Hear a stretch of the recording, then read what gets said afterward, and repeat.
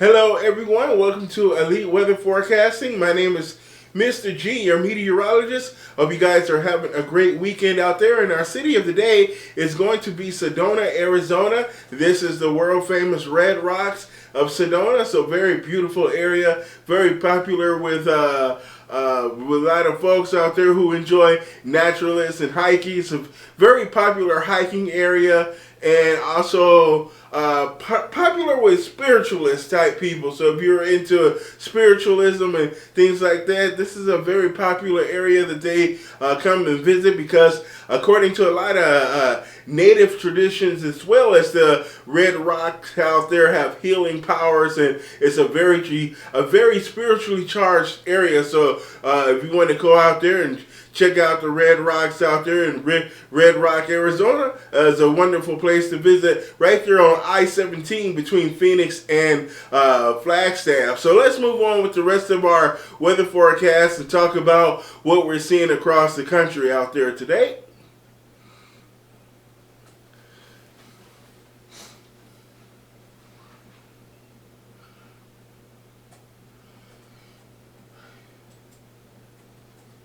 Beautiful Red Rock, Arizona.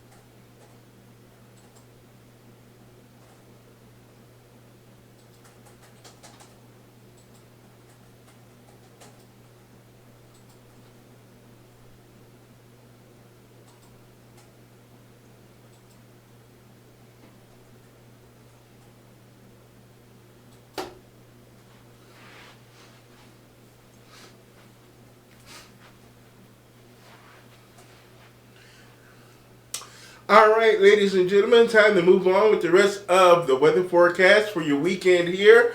And if you're watching me, leave a like, comment, and subscribe if you're checking me out on YouTube. And if you're checking this out on TikTok, go ahead and also leave a follow. Likes and comments are always appreciated. And let's talk about that heat that we're seeing down across the South and along the Gulf Coast, as well as the heat that's moving across the Southwest, the thunderstorms and heavy rain throughout the Northeast and the Mid-Atlantic states as well. So let's jump into our first map is out here, as we have improving weather conditions across the East. Now, over the last week to 10 days, we saw excessive amounts of rainfall over through New England. So Maine, Vermont, New Hampshire, we saw a lot of catastrophic flooding where we've received over 10 inches of rain over in those regions, and we saw lots of flash flooding and a lot of damage, as well as some loss of life as well from all of the flooding that has taken place over New England and the Northeast and down through parts of the Mid-Atlantic states. That is all improving now. We're seeing our system, that storm system, moving on out there. So we're going to see high pressure moving in from the west a little bit there. So we'll see that area of high pressure start to set up across the Northeast. That is going to bring drier air, but more humid air as well, coming up along the Gulf Stream and from the southwest. So we're going to be seeing humid air conditions, but at least you will get a break from the rainfall across New England, but you will start to see some showers and storms down here over the Mid-Atlantic. So through the Shenandoah area and in parts of the Ohio Valley, we're going to start to see some rain showers moving to the upper Midwest and into the central Great Lakes area. So let's talk about our temperature. And these are temperatures that we're seeing. We're going to see temperatures warm up across the Northeast and New England. And we haven't seen a lot of height really high temperatures in those 90s like we're going to be seeing that we've seen between June 1st and July the 20th. These are the highest temperatures that we've seen so far. And we've seen those temperatures in the lower to mid 90s. And that was primarily through early June. We saw a lot of those temperatures hit those 90s. And then again, about mid-July, we saw those temperatures in the upper 90s, lower to upper 90s. So we've had a relatively mild winter, summer so far across the Northeast and into the New England area because of the fact that we've had a lot of rainfall this summer and it's been very wet out there. So we haven't seen much instances of those temperatures being very high because of that wet weather. But we are going to be seeing heat increase here through July 27th through the 29th. We are going to see a heat surge here through the mid-Atlantic states and into the Northeast. So the big cities from Boston down to DC and through the Charlotte area, we're going to be seeing those temperatures really increase. So we're going to be seeing the hottest days of the summer so far, and we're going to be seeing increasing humidity and limited numbers of thunderstorms as well. So we're going to be seeing that heat build in across the Northeast and the mid-Atlantic states. So you might want to take precautions, take your opportunities to cool down out there if you're in the Northeast and New England area. So let's talk about our big map. I'm going to step off so you can get the whole map in your camera view here. And let's talk about what we're going to be seeing early next week. Now, as we move into the next week, you see the big ridge across the nation's midsection. You see that nice big bump in the jet stream where it bumps up into Canada. So that is going to be bringing that heat again across the northern plains down through the central and into the southern plains. So Texas up to Montana and North Dakota, we're going to be seeing that heat. But we're going to be seeing that northwesterly flow across the Great Lakes and the upper Midwest with that jet stream there. So we're going to be seeing showers and thunderstorms across Minnesota, Wisconsin, Michigan, and then through parts of the Ohio Valley and the upper Midwest. And into the New England and the Northeast, we're going to be seeing a return to some wet weather or part of that through those parts of the country and through the mid-Atlantic states and across parts of the Southeast, as we're going to have another cold front extend across the Southeast and then across along the Gulf Coast, where we're going to be seeing those showers across Florida, then southern Georgia, southern Alabama, southern Mississippi, southern Louisiana, and parts of Texas, southeastern Texas near Houston, where we're going to be seeing the possibility of some showers and thunderstorms over that region.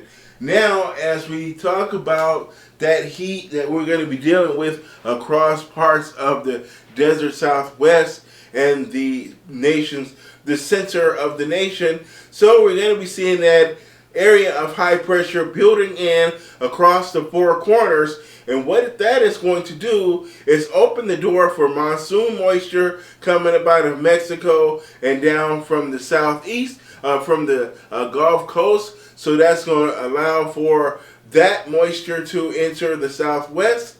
And that is also going to cause the heat to expand across the Midwest and the high plains as well. So we're going to be seeing high temperatures, high of 5 to 15 degrees above average across the upper Midwest and the plains, as well as the Four Corners area, as we get ready to deal with some of that monsoon moisture. Thinking of monsoon moisture, here we are as we're going to be seeing those scattered daily afternoon thunderstorms as the monsoons begin to escalate across the western United States, and we're going to be seeing those gusty winds, dusty thunderstorms, dry storms with a high fire risk, beneficial rain, and some local flash flooding. So these storms are going to depend on where you are. We could see some rainfall over the higher elevations of the Rockies, and we may see some rainfall down near Tucson and Phoenix, including the Rincon Mountains, the Green Valley area, the mountains over the Catalinas near Tucson. It's a common area, and around the Mogollon Rim, and that's where we're going to be seeing a lot of rainfall. But if you're in those lower elevations, like in Phoenix proper, you might be a while before you start to see the air mass saturate to where that moisture can make it all the way down to the surface.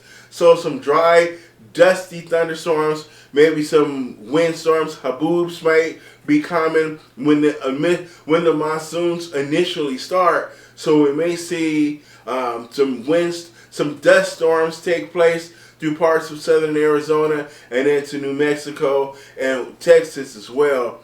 So we're going to see that high pressure shift to the east a little bit, and that's going to open the door for that monsoon moisture to infiltrate the southwest and into the Rocky Mountain areas.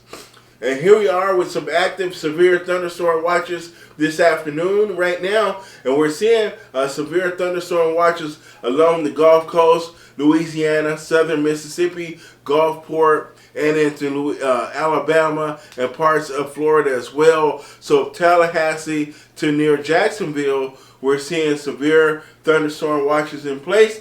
And we have another thunderstorm watch up here across the Central Plains. So Wichita, Kansas, and into Nebraska, we're seeing those severe thunderstorm watches in place right now.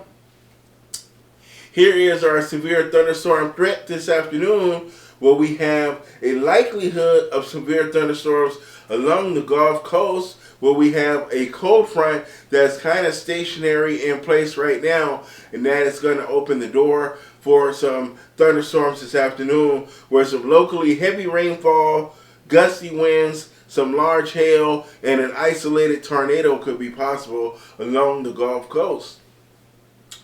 And then we also have that severe thunderstorm threat across the high plains, so through parts of Kansas, Nebraska, and up into Minnesota, we have a slight risk of severe thunderstorms, but we have a likelihood of severe storms right here across the Central Plains, and then we have a slight risk down across parts of North Texas and New Mexico and into parts of western Oklahoma, where we can see the slight risk of severe storms. And let us not forget our risk for severe weather down here along the Gulf Coast and in the south as well. Hurricane Don, let's talk about, because Hurricane Don is the first hurricane of the Atlantic hurricane season, and we have our Category 1 hurricane with 75 miles per hour, and it's moving off toward the north at 12 miles per hour, and our pressure is at 988 millibars of mercury. And here's our track that Don is going to take. It's only going to remain out at sea and only affect shipping interests out there and maybe Bermuda. So here we are as we have 70 mile an hour winds, and it's going to increase up to we're going to start to see it diminish over time as it heads out toward the open waters of the Atlantic out there.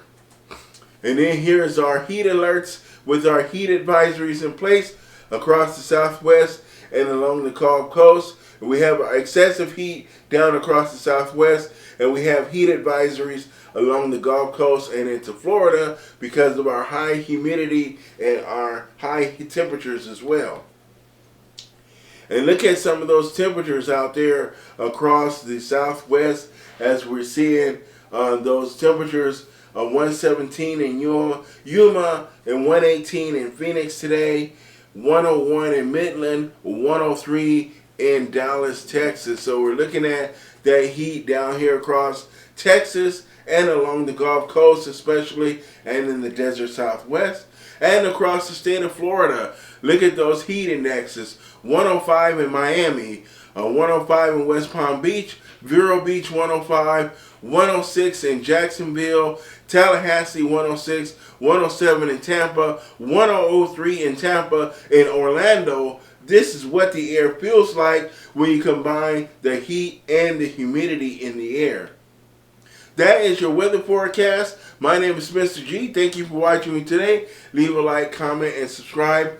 And I'm still fighting COVID, so I feel a little bit drunk actually. So if my speech sounds a little bit slurred, that's why. If I seem a little sluggish, it's because I'm still fighting COVID and my mind is still not quite right. So thank you for watching me, but I still felt the need to get the video for you guys. So I will see you guys all tomorrow in tomorrow's video, and have a great day and the great rest of your weekend. Bye-bye.